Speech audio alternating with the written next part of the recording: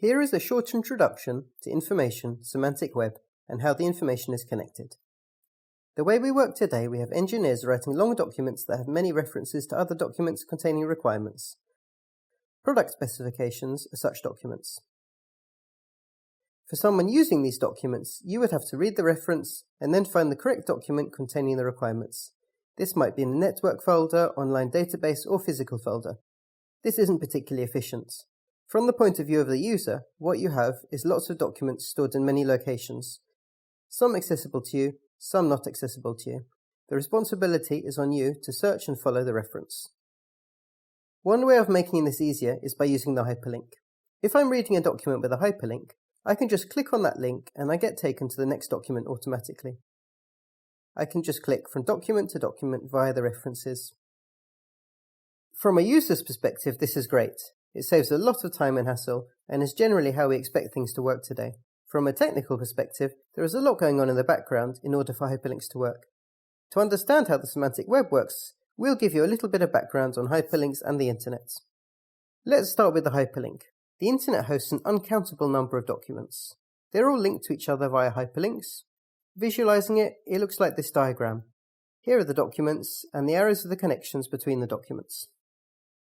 In order to make that happen, you've got computers and servers all over the world, and the documents are stored on these computers. For example, this document that I may be accessing is sitting on this computer here. The hyperlink contains the information which points to another document on another computer somewhere else. So before the World Wide Web, in the early days of the internet, these links had to be done manually. It was not just time-consuming to set up, it required technical knowledge. A document would sit on a specific server and specific network, and you'd have to have the technical skills to be able to write a direct link to the servers, including the necessary user credentials and protocols.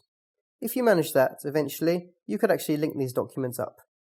One of the advantages of the early internet was that the World Wide Web and the internet cloud hid the complexity of this whole process. Rather than worrying about where a document is physically stored, you just gave it a web address, and you get a hyperlink. Connecting is done via this URL, this unique link. The great advantage of Web 1.0 is that even though you might have a world of different servers in this diagram, you don't have to think about them as being servers. You can just think about the documents or resources you access. You don't need to worry about the technology in the background or how it works. Keep this in mind as we go forward and talk about the semantic web and how it takes this even further. Before we get to the semantic web, we need to explain Web 2.0. So Web 1.0 is documents and websites, Web 2.0 is applications. In general terms, people think about Web 2.0 as Facebook, Spotify, social media sites, video and music streaming, and publishing sites like LinkedIn. Equinor TR2000 and EQ Hub are both Web 2.0 services in our industry. They contain product requirements and specifications of the same product types. Now, the big drawback to these systems is they don't interoperate. Each have their own language, setup, and their own vocabulary. You cannot reuse information, and you cannot do structured search without having programming knowledge. In any company, there will be many systems and databases containing all sorts of data. Examples could be anything from personnel files to purchasing and logistics information. Data stored in each system is often duplicated in other systems. Transferring data between systems can be costly and complex.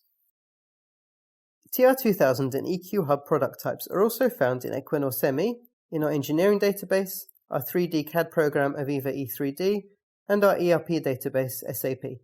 Other companies in the industry have similar setups. More and more applications do speak to each other now, but these connections will be limited. You might be able to share a piece of information from one system to another, but how the applications work together is very limited, and the information will still be duplicated and saved in many separate locations. So the idea behind Web 3.0 is taking this one step further. We connect the data and not just the documents. We go beyond high-level links between applications and connect the data at a lower level. Just like the internet hides the complexity of all the data moved around in the background, as explained earlier, Web 3.0 does the same for facts and data. With the semantic web, you have URLs or links between facts rather than between documents. Because we link the data directly, we no longer have to think about how documents link up or how applications link up. Because it's at a much lower level, we can focus purely on the data and information. Now, how does this work in our industry? Here is an example of one such fact. As a user, you might be searching for such a product that has a flange face that meets these specifications. This specification or fact would have a fixed URL. There are many products that meet this specification and contain this fact. Pumps, valves, inline instruments, tanks are all product types that may have flanges with such flange faces. In a process plant, you might have tens of thousands of facts like these, each with a URL.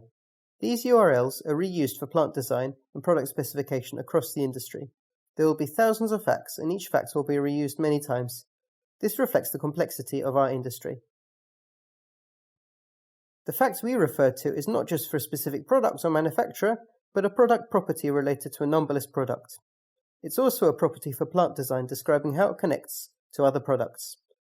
The fact also has an underlying standard, ASME 16.5, which restricts its definition and use. Consistency is required to ensure data quality in a large data model. Consistency is also required to use semantic reasoning, which we will explain in a minute. To describe all the facts we have, we use the term vocabulary. A reference data library is the solution we use for consistent vocabulary management. URLs between facts are extremely powerful. Web 1.0 simplified the complex technology behind the Internet. Similarly, alongside a consistent reference data library, the Semantic Web enables you to not have to worry about the location of a specific fact. Once information is connected together, it becomes a lot simpler to organize and make sense of hundreds and thousands of facts. To get this to work, we need to define a common list of facts or vocabulary so that the information is available for both computers and humans. The kind of information includes industry standard types, sizes, design codes, dimensional standards, and units of measure. The properties of a product need to refer to these predefined facts or vocabulary. For a computer, it is easy to process and search through all this information. It does this through a process called semantic reasoning, where it uses artificial intelligence algorithms, matching each property you are searching for against a list of products until the matching ones are found. As an example, if you wanted to see a list of all EQ Hub registered valves that comply with a specific Equinor TR2000 valve datasheet, semantic reasoning could do this for you. First, the computer will find the facts or vocabulary listed in TR2000 and then search through all the valves that contain matching facts. Impressive. This saves a lot of time while making sure we follow standards. So that's the basic idea of the semantic web. It represents information at a lower level than documents, little facts, and it connects them up and, most importantly, makes it easier and faster for us to search for things and standardize the way we work.